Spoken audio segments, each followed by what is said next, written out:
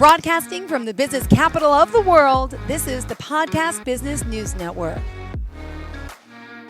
We are back with our pro tennis player and architect, John Riggio, joining us live here today from New Jersey. Well known worldwide and even especially in his community with the architectural work he does. But as a pro tennis player, still active and sharing so many amazing stories. So, John, welcome back. Hi, Jill. How are you? I'm great. Excited. You know, the holidays are here. It's that time of season. Even though it's rainy today, it's warm. I'm happy about that and just really excited for the holidays, to be honest. Yeah. Yes. So the holiday is coming, and of course I'm busy here doing my work, professional job, my architect office, and so really also remembering all those things from the past, my professional tennis playing.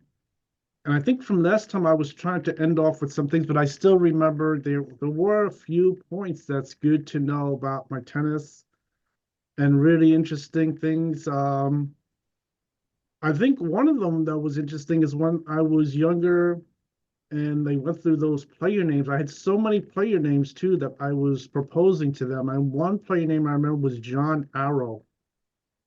And this was Oh, John Arrow.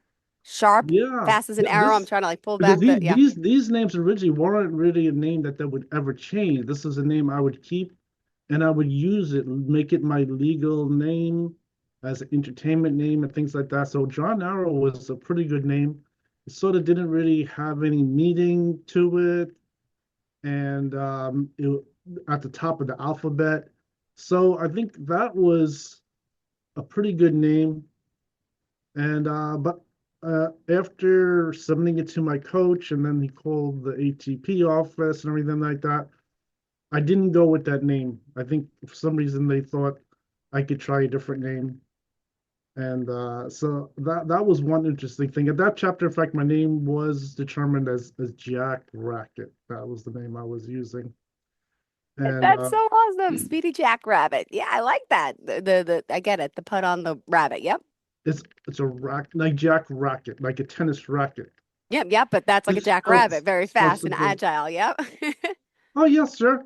Yeah, I think yeah, the name wasn't supposed to get too obvious, but it did have idea that it was connected to tennis playing. It's a racket, Jack Racket. So that's was really the name. And also it kept the same initials. So if I autographed my initials, my name doesn't change. I just put JR right on the initials.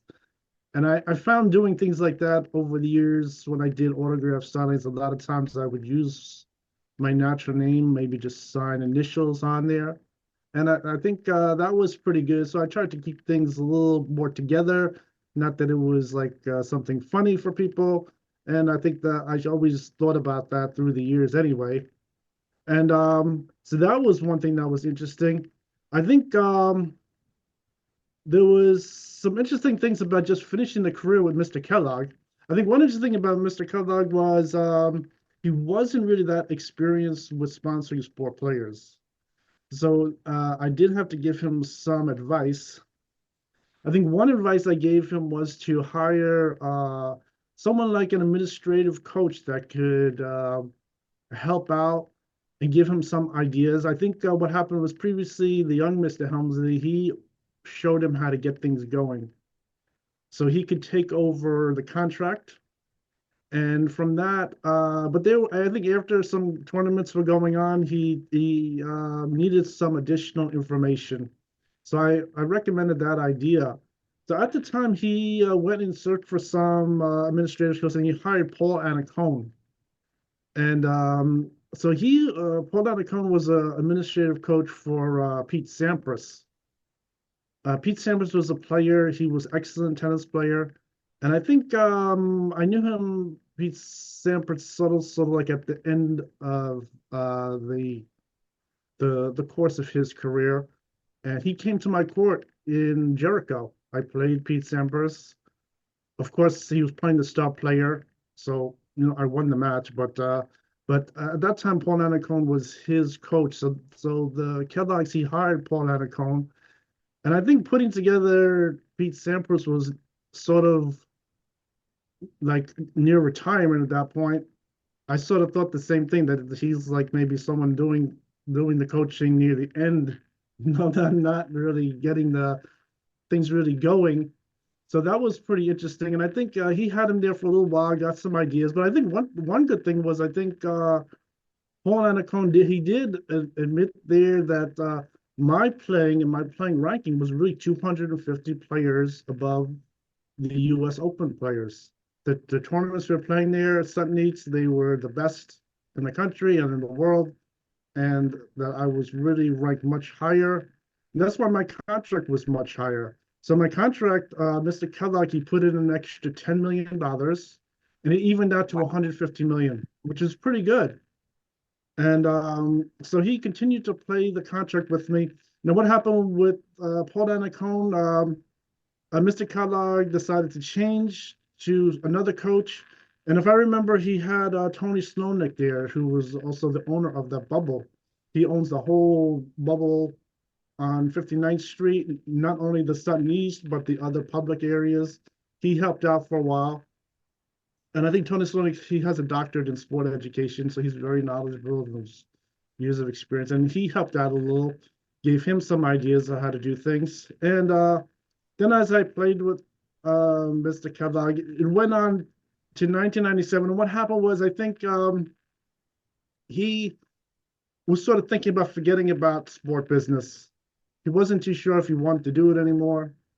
And so during the holidays, we took a little vacation, and he invited me back in the start of 1998. So I did play turning the 1998. So I played like the first couple months, but I think Mr. Kellogg, he sort of had an idea of just forgetting about sport business. And then we were left with the same problem. So I played February, and then this sort of just ended. He sort of didn't want to do that anymore. And what happened was then my contract, in theory, was going back up to for sale at $200 million. So I'm 31 years old, 1998 just turned, and but I'm still playing good. I'm still in excellent shape, still playing young and winning the tournaments. And so this sort of came to an end like that. And I ended up getting a call. Gloria Vanderbilt called me after that too, and she knew that my contract would have to go for sale, and it was uncertain if someone was going to pick up my contract at that point at 200 million. I was sort of out of phone numbers too. I didn't know who to call anymore, and so I was hoping maybe someone could pick it up. I think they could have got more years out of me. I mean, the maximum is 36 years old. I think at that time I could have played, and because I think when I switched over to just doing architect work and working out with weights and things like that. Wow. For someone like you, my goodness, you have so So, much. so What year is this? Are we talking? Hold on. When? that's the year 1998. Okay. Wow. But you So always had the career as the backup. I mean, because you were still going to school, or did you stop school for a while you were playing? um, in fact, I always kept my college work going, because what happened is I graduated in 1992.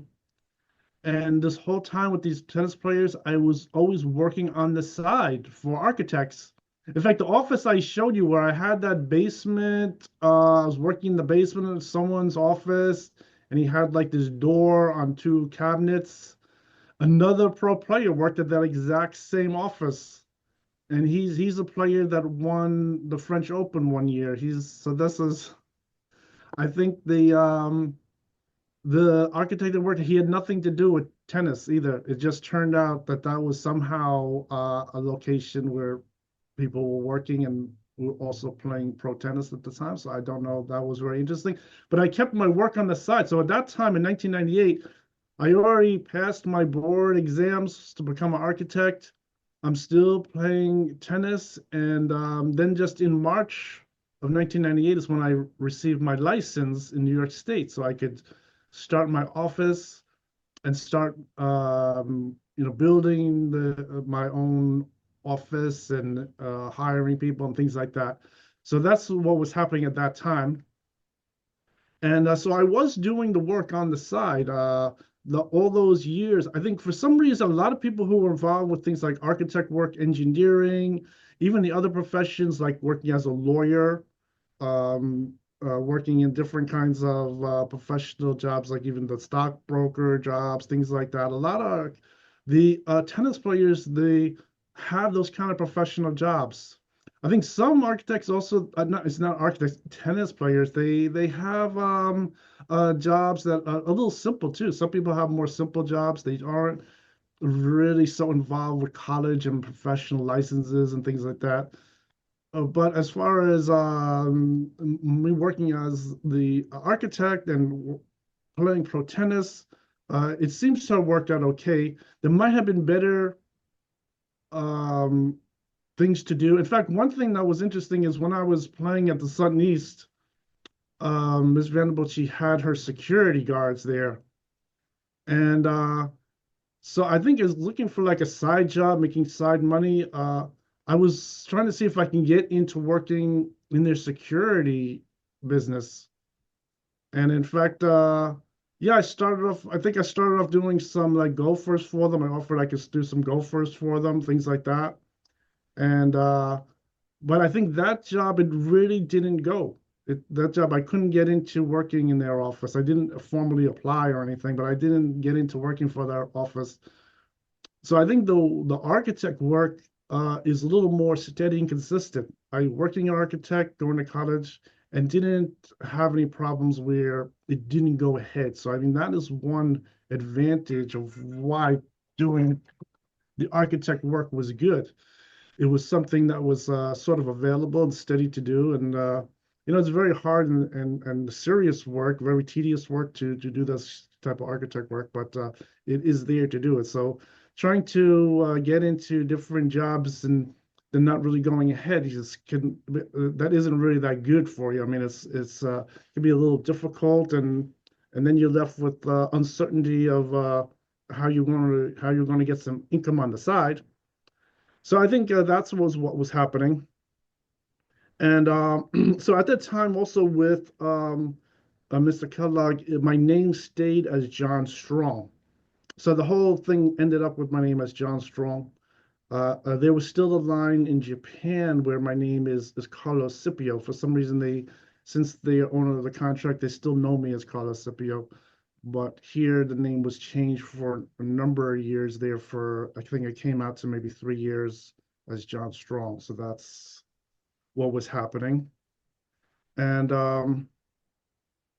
one interesting thing about playing tennis that uh, was really interesting is like when I was playing those runs of tennis, you weren't allowed to really sit down. So I'd play maybe from 7:30 in the morning to like 7:30 at night at the latest, and I wasn't allowed to sit down. I only allowed to like use the toilet, maybe walk outside, get lunch or something like that. And of course, at that age, also, you really want to play the tennis. You're not really thinking too much of having to sit down or lounge out or anything like that. So, but one interesting thing was on the courts, I used to develop this thing about starting to sleep while I'm standing up. And this is the most interesting thing. So between like a tennis match, I might have to wait maybe 20 minutes. I think as the latest was like maybe an hour wait. And you get into this thing of starting to like get like a little nap standing up. I don't know. This is the strangest type of thing I developed, was able to start to like take a nap standing up. And I remember one time even at the Sudden East, since it was a brand new tennis center, I think all the different things that happened, they didn't really go through everything. But once I was sleeping and I hear this noise and I look down all of a sudden, and there's this rat is biting on my tennis sneaker. It's so unbelievable. And of course, how to swat it away. And he that the rat, they had to of course get the exterminators and make sure they didn't have problems like that. So I think playing tennis, like if you just sort of need to rest for a few minutes, that's what all kinds of strange things are happening with the rats running in, and it was very interesting what was going on with that. So so I think that is one interesting thing. And I think going back to some interesting things about the tennis, I think were a lot of strange things were happening. Like I said, with the tennis center, and like so many different events happened in a short time and things like that. So I think that was really interesting, and it's really started to come like more like some kind of like Animal House type of things were going on there, and I think some things were really worse than what they. I was just saying some basic things, but it was really sort of funny. I think there was a lot of different things with sexual things happening there, and I think I had it described once. There was the um, manager over at a pond, and he got into a sexual problem with one of the young boy players, and that was another problem. But that also flowed over to some of the other tennis players too. So there were a couple other incidents that took place there where they had the same kind of problems going on with the players instead of the management that was watching the tennis center. And that was really, getting unbelievable. And I think all those culmination of problems, they seem to have a thing of where they wanted to sort of, they had to shut the place down. And then I think it unfortunately came at my expense, which is one problem that took place at that location. Although I wasn't really blamed for anything, of course, nothing was my fault. And so I think the only luck that happened at that point is since there was all kinds of strange things happening there, like I explained, there was a bullet hole in the window, the glass panels were broken. They had a number of sexual offenses that they had to have the police come, and people were arrested, things like that. And this sort of caused a problem. I didn't do anything wrong or anything like that. I mean, there was a lot of funny things too. Like I think one day, uh, even before the Fisher Open, I was in there and I'm wondering where is the manager? Because he there were some things he was working on with the signage and things like that. And I look around and I look under the entrance counter and he's passed out drunk on the floor. I mean, this was like so hilarious. And he's really working for the city, as a park manager. This really was unbelievable what was happening. I think that usually you've never heard of anything. Like if you walked into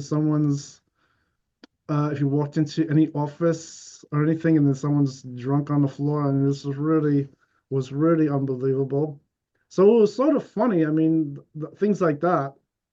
And so I think that was really maybe that things were get so happy there. I don't know. I think he gave me so many toasts of drinking that I won that he was totally drunk by that time and he was passed out on the floor. So it was really a funny thing, and so I think that was pretty good.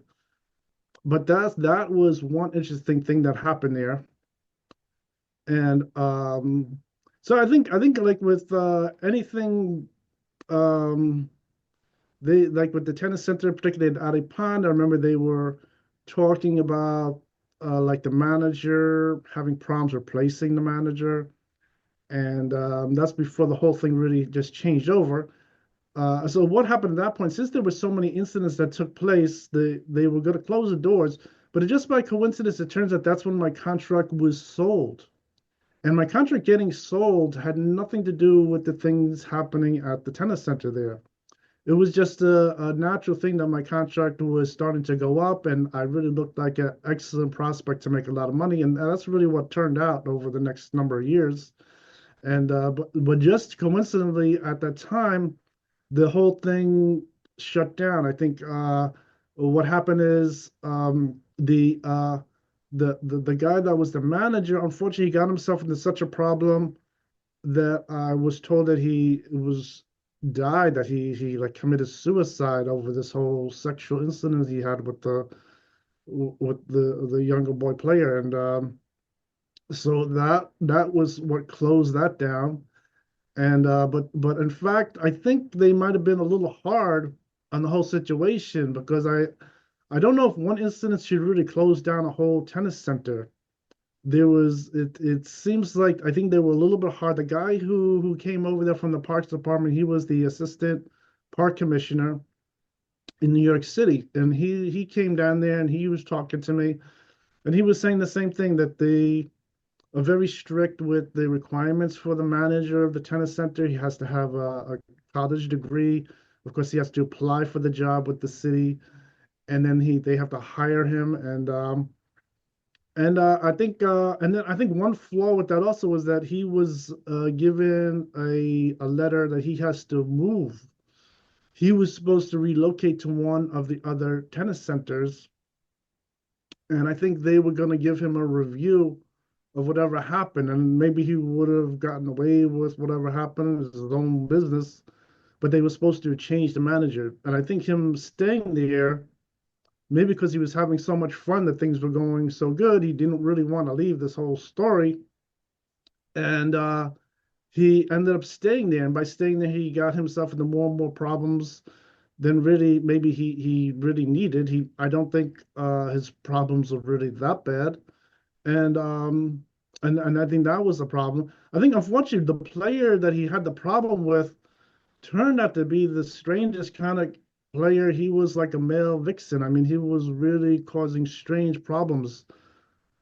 I mean, when I was over at the other court, they had the tennis coach. That's the coach of all of the players there. He went on vacation. And when he went on vacation, they had that the same boy was doing some kind of strange vaudeville show in in the building there. I don't know what was going on, but it was so crazy that and then I think when the coach came back from vacation, everything was nice and calm again. He was able to keep things together. But the moment that the coach was gone, things went so crazy from what I'm told that they couldn't believe what's going on. I don't know. That's why I was wondering. I think with the different camps of tennis players, I think some of them have different ideas of what they're doing, how they're really living. So I think, and that was something that was going on there. That's why they know when I was near the camp there at the National Tennis Center with the green building, that I was near a group of people that they might not really want to really have me near their area. I think I described the tennis center of having different groups. There was my courts, there was a tennis bubble there was a green building, there was the administrative building, there was a parking lot with most of the players would have to stay in the parking lot. So there was a very interesting thing going on there. So I think that was one interesting thing. So there was this problem with the sexual thing, that they were having a lot of different sexual problems there, and it culminated to where there were some things like the Addy Pond closed temporarily. And then since my contract was bought over and the tennis bubble and everything, they moved over to Sutton East and 59th Street. Everything seemed to have went right past the problem. So that was pretty good for me. So since I had nothing to do with their problems, I was able to move on. And by moving on, also I was able to move up. And I think that's what I was saying just early in the show is that my ranking went up to the highest tournaments, and my ranking was really good, went all the way up to 250 players higher than the tennis center area. So that was really good. And I think that is really the correct level for me because when I was a junior, I already played at that level. That was really the same top tournaments that I able to advance to. And my coach Anthony Cambria, he was always so amazed by that he was always saying that he had sponsored me with the contracts and everything with the ATP, I turned out to be an amazing player that was able to go that high and win tournaments and things like that. So that is really what's happening. So I was always wondering also about the thing with all their sexual things was really like maybe like a smoke screen or something like trying to get people away from them. You know, they were trying to do all kinds of strange things, trying to get them people to stay away from them and things like that. I think later on in that I even had some interesting things. They were playing a little like a game of strategy with me, maybe like you consider like a mind game where they told me to go around and talk to the guy in the coaching office. So in the tennis center, they have this little building with the door, and it has one of the senior administrative coaches there. So they wanted me to go over there and talk to this guy. And I went over there and I talked to him. And for some reason, they wanted to propose this idea of me taking out a loan. Now, I'm the top player. I didn't need to have pay for anything the whole time. They paid $20,000 a match. They were paying the top price for me. And but they said they wanted me to get this loan of $100,000. And I think the idea of me having to get this loan for $100,000 was obviously just like a big problem. I think at the time, the idea of the loan was really for me to give the money to support maybe hiring Bjorn Borg as my personal coach. And I didn't really need to have a personal coach at that point. I was doing pretty good. My sponsors provided me all those different functions. I think if anything, I needed a publicist and an agent, but the money to do that, there was no need for it. So they wanted this thing with me getting $100,000 loan.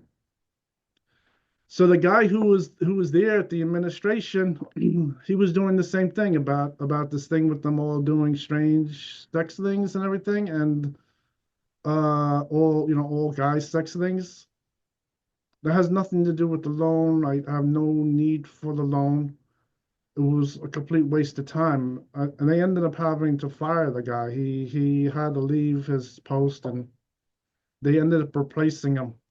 I think. I think at the time they were going to replace him, in fact, with like Paul Anacone, which he ended up years later coming as administrative coach to help Mr. Kellogg. So I don't know. So what was happening? So that's like some of the wild things that are going on there. So with my coaching school, trying to put everything together, there's all these strange events going on. It's really was interesting, and so I think the whole thing with all those different wild things going on were very interesting. But I was lucky to really just play past them. My sponsors were very strong. They didn't have any problems. I think they what was happening also with those strange things was they had people always coming up to my sponsors, walking up to them, like I described the ATP worker that she Mm-hmm. got herself into big And I problems. apologize. We have to wrap up. I'm sorry. We're already over. We always over talk, and I'm just so enthralled. Go ahead. Finish But up the thought, and then we have to go. I'm so but sorry. there were even people going up to my sponsors and doing the Mm-hmm. strange type of thing, saying that they want all these strange things, and it was really like a ploy to cause a big controversy. Maybe the idea was also to cause me enough problems where then they had an excuse where I wasn't playing, and then they can try to Wow. win tournaments. I think that was pretty simple as that. So that was really some things that were going on. All But right. um, John but otherwise, Riggio. yes, but otherwise I was able to get past all that. I was lucky to strive past those things. And even though they were Mm-hmm. strange, some of them were funny, but I was able to get past that, and we were lucky I was able to really not have those kind of problems that they were trying to push on everybody. Got it. John Riggio. .com. Search for him though on Facebook, John Riggio, pro tennis player, and you can just Google his name, he'll pop up. Thank you so much, John. Sorry we You're gotta welcome. go. Okay, Talk next thanks. week. Are you looking for even more of the podcasts and hosts that you love? The Podcast Business News Network is proud to announce that you now have even more ways to listen live. Check out the MyTuner Radio, online radio box, and Simple Radio apps on iOS and Android, or find us online. Search for Business News Network on mytuner-radio.com, or search Podcast Business News Network on streama.com and onlineradiobox.com/US. Take your podcast on the go and don't miss a minute of the action.